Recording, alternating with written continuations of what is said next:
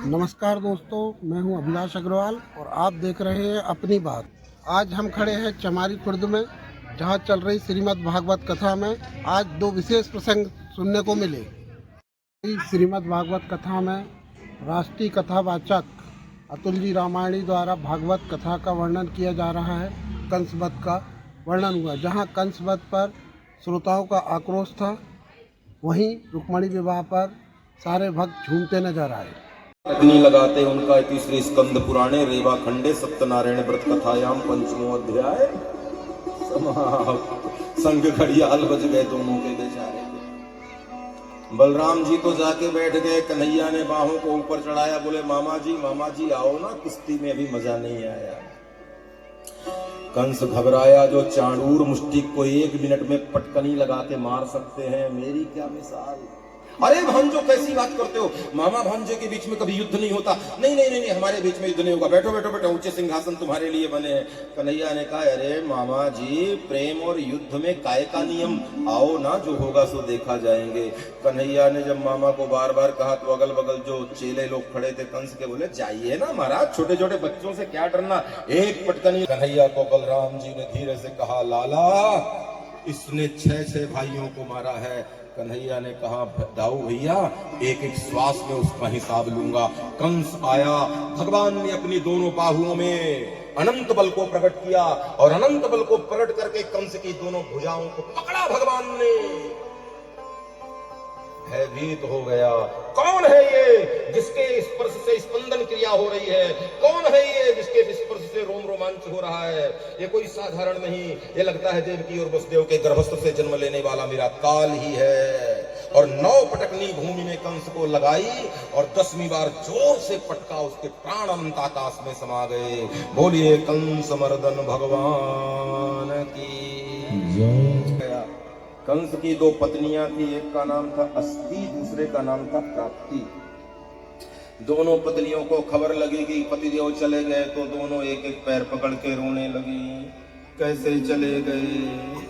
बड़े बड़े पहलवानों को पटक देते थे, लेकिन आज बच्चों से पटकनी खा गए। अच्छा, रोने वालों को मैंने देखा बातें याद कर करके रोते। अभी तो कह रहे थे इस साल अतुल जी महाराज की कथा बद्रीनाथ में होने वाली है, तो बद्रीनाथ जाएंगे। अब किसके साथ चलेंगे? अरे हम ले चलेंगे ना यार, क्यों परेशान हो रहे हो? गाड़ी जा रही है, सब लोग चल रहे। दोनों रानियां एक एक पैर पकड़ के रोने लगी। कैसे चले गए? लाला को लगा ये मामियां दोनों रो रही हैं और मैं न रोऊं तो मामियों की हृदय में मेरी छवि बिगड़ जाएगी, तो नाटक करने में तो लाला मास्टर। दोनों मामियों के बीच में बैठ के एक एक हाथ पकड़ लिए। मामी जी मत रो, हमें पटका तो मामा जी मर गए, हमारी कोई गलती नहीं। और जैसे कन्हैया ने नाटक दिखाया, कंस की दोनों रानियों ने कहा, लाला तू चिंता मत कर, तू मत रो, अच्छे मर गए थे ही ऐसे। दुष्ट लोग मरते हैं ना तो लोग ऐसे ही कहते हैं, अच्छे चले। कंस की मृत्यु हुई, मथुरा आनंद से भर रही है और कहते हैं भगवान के ऊपर पुष्प प्रसून की वर्षा करके भगवान को अपनी ओर देखने में विवश कर रही हैं। भगवान मथुरा के राष्ट्रीय राजमार्गों में जा रहे हैं और सुदेव जी कहते हैं, राजन, कंस की एक दासी थी जिसका नाम था पूजा। इसकी कमर टेढ़ी थी और कुरूप थी, देखने में ज्यादा सुंदर नहीं थी, लेकिन कंस के यहाँ इसका एक भूमिका थी, इसका एक काम था कि सुंदर सा चंदन घिस के ले जाती थी और कंस के ललाट में, कंस के माथे पर चंदन लगाया करती थी। इसका चंदन दासी नाम था पूजा का। ये चंदन घिसने का काम करती थी, चंदन लगाया करती थी, कुरूप थी, थोड़ी सुंदर नहीं थी, देखने सुनने में सुगढ़ नहीं थी, सुंदर नहीं थी, उसका वर्ण गौर नहीं था, उसकी काया कलेवर लावण्य रूप हो गया दीवाना। अरे अब तो लगन लगी है, मिट्टी में है मिल जाना। अब तो लगन लगी है, मिट्टी में है मिल जाना। मन हो गया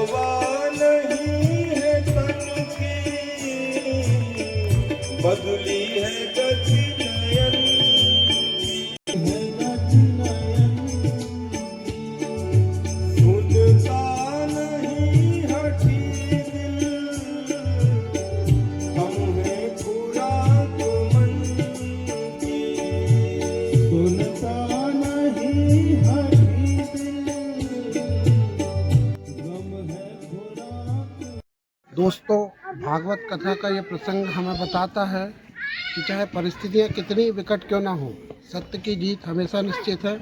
आज के भागवत कथा के कंसवध और रुक्मिणी विवाह के दोनों प्रसंगों में से आपको कौन सा प्रसंग ज़्यादा पसंद आया, हमें कमेंट में लिखकर जय श्री कृष्ण लिखकर ज़रूर बताएं। कि भागवत कथा सुनकर आपको कैसा महसूस हुआ? आज की भागवत कथा में बहुत मज़ा भी आया, बहुत अच्छा लगा।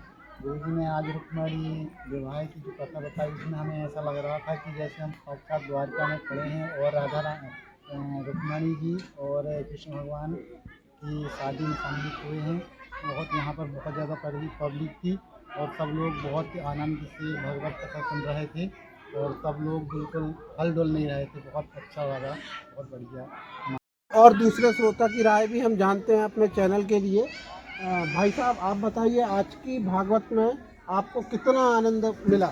महाराज जी द्वारा जो भागवत कथा हो रही है उसमें पूरे क्षेत्र में भक्ति में माहौल बना हुआ है और हजारों की संख्या में पब्लिक आ रही है महाराज जी के मुखारबिंद से भागवत सुनने के लिए। तो हमारे साथ है, हम उनकी भी राय जानना चाहेंगे। महाराज जी की भागवत सुन के मन बिल्कुल गदगद हो गया, प्रसन्न हो गया। ठीक है। भागवत कथा के ऐसे ही वीडियो देखने के लिए हमारे YouTube और Facebook पेज अपनी बात को फॉलो करना ना भूलें।